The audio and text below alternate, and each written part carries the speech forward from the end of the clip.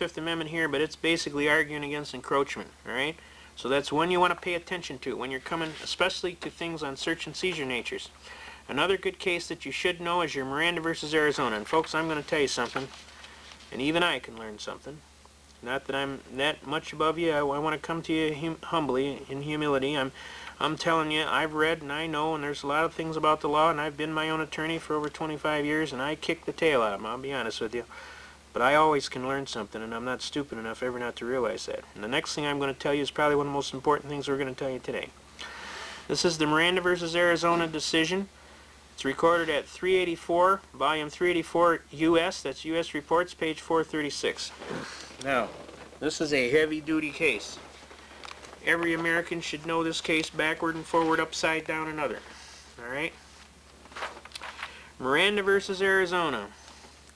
This is the one that says you got a right to remain silent, you got a right to an attorney, you got a right to have your attorney present during questioning. Anything you say can and will be held against you in a court of law. If you can't afford an attorney, one will be appointed for you by the court. Do you wish to make any statement on your behalf, and do you understand the rights that I have spoken to you?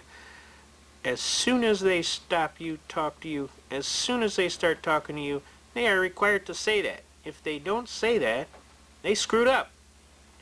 If they haul you into jail and they don't tell you this, read it to you, and then they want to make you sign a little statement that you know your rights and you knowingly waived them, please, folks, don't sign that statement. Use your head for something other than a hat rack. Do not sign that statement, ever. You are knowingly waiving your constitutional rights. Don't ever do that. I mean, they don't make it that hard. As soon as you hear those people start talking it, you tell them right effectively, I want to talk to an attorney. And I'm not saying nothing until I talk to an attorney, especially if you're talking to federal people, BATF. These people will lie, cheat, steal. They will do anything they can to hammer you. Their whole purpose in life is to hammer you.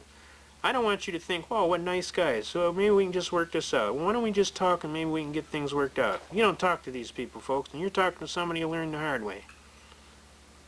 You do not talk to these people ever. I don't care if you think you're a nice guy and you want to be courteous. I don't think you think if you're going to work it out. I don't think you think if you're smarter than they are and you can beat them. I'm telling you, you don't talk to them, period. You button that hatch. An old wise legal defense counsel told me one time, he said, the first rule is keep your big mouth shut. I said, okay, what's the second rule? Keep your big mouth shut. He said, what's the third rule? Keep your big mouth shut. He said, after you follow them 3 rules, the rest is easy. It's when you open your big mouth that you get in trouble. Not that you would do anything wrong anyway, but they'll twist, lie, cheat, and steal and make it into something you didn't do, and before you know it, you won't even recognize what's happened. And I'm telling you, it's happened to me. So I'm telling you as a friend. I'm not telling you as a smart ass or anything else. I'm telling you as a friend. Do not talk to these people. They do not have your best interest at heart. And you may think, well, they're the government, and they're responsible, and they mean well. Well, they don't. They don't mean well. They don't mean you're well, and they will jam you, believe me. And if you're not real good at getting out of it, you can be in a lot of trouble. All right, now, let's look at this Miranda decision. In the absence of other effective measures, the following procedures to safeguard the Fifth Amendment privileges must be observed. The person in custody must, prior to interrogation, be clearly informed that he has a right to remain silent, and that anything he says will be used against him in a court of law. He must be clearly informed that he has a right to consult with a lawyer, and to have a lawyer with him during interrogation. Do that, please. And that if he is indigent, a lawyer will be appointed to represent him. All right? If the individual indicates prior to and during questioning that he wishes to remain silent, the interrogation must cease. If he states that he wants an attorney, the questioning must cease until an attorney is present. Where an interrogation is conducted without the presence of an attorney and a statement is taken, a heavy burden rests on the government to demonstrate that the defendant knowingly and intelligently waived his constitutional counsel right. Don't test that theory. But I'm telling you, it works. I did it. Where the individual answers some questions during interrogation or custody interrogation, he has not waived his privilege and may invoke his right to remain silent thereafter. The warnings require that the waiver needed are, in the absence of a fully effective equivalent prerequisite to the admission or admissibility of any statement, inculpability or exculpability made by the defendant. The limitations on the interrogation process required for the protection of the individual's constitutional rights should not cause an undue interference with the proper system of law enforcement as demonstrated by the procedures of the FBI and the safeguards afforded to other jurisdictions. In each of these cases, the statements were obtained under circumstances that did not meet constitutional standards for protection of the privilege against self-incrimination. Now, this is the big one, folks. This is the one they're talking about. Did you properly Mirandize him? Was he Mirandized? Was she Mirandized? If they don't Mirandize you, they got to throw the case out. Almost always. It's very hard to go forward with the case if their witnesses are excludable from the presentation of the case. Now, I personally got lucky on this one, folks, and I thought I was really, really good, and I am really, really good. But you want to know something? I have a different standard of equity and law, and I treat everybody kindly, and I basically give them courtesy, and I basically try and be a regular Joe. What happened? It's okay, just proceed. A regular Joe, and I basically tried to basically just find out what the heck was going on with this case. I promise you I would never do that again. I would dummy up like there's no tomorrow. I wouldn't say nothing. Not that I do anything wrong, but here's the thing. These people lied so bad. They put so much trash in the record. I was in shock. I couldn't believe that anybody would deliberately do such a thing. But they will. So I'm telling you as a friend, do not talk to these people, especially BATF people. They are not honorable people. They do not recognize the honor you serve. They are not honorable people. Their whole purpose is to hammer you into a position of ridiculousness.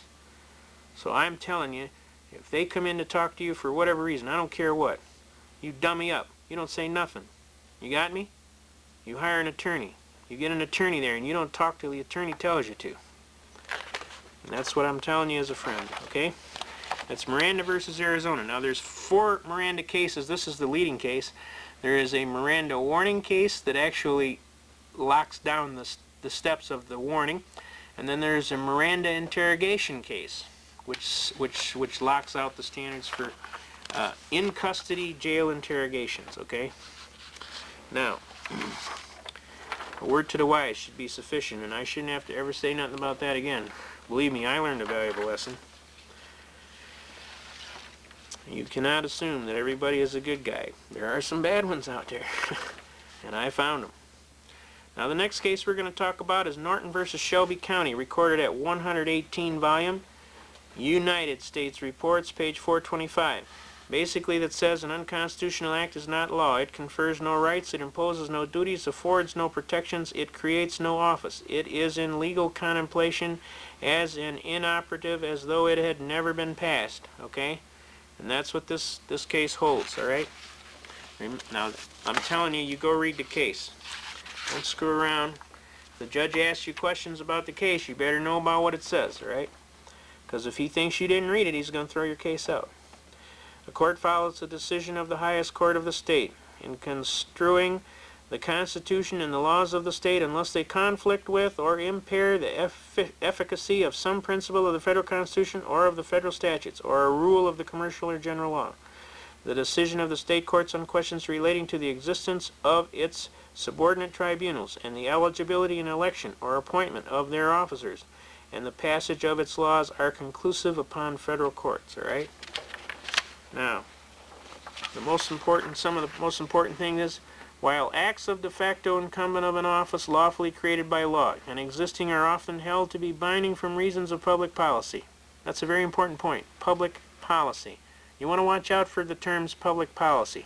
It's often confused with the state's right of eminent domain of police powers. Police powers and public policy are almost the same thing, except one's done without law because we wants to, and the other is done because they're claiming a police authority to do so. All right? But when they're talking about public policy, the acts of the person assuming to fill and perform the duties of an office, which does not exist, can have no validity whatever in law. Okay? An unconstitutional act is not a law. It confers no rights. It imposes no duties. It affords no protection. It creates no office. It is in legal contemplation as inoperative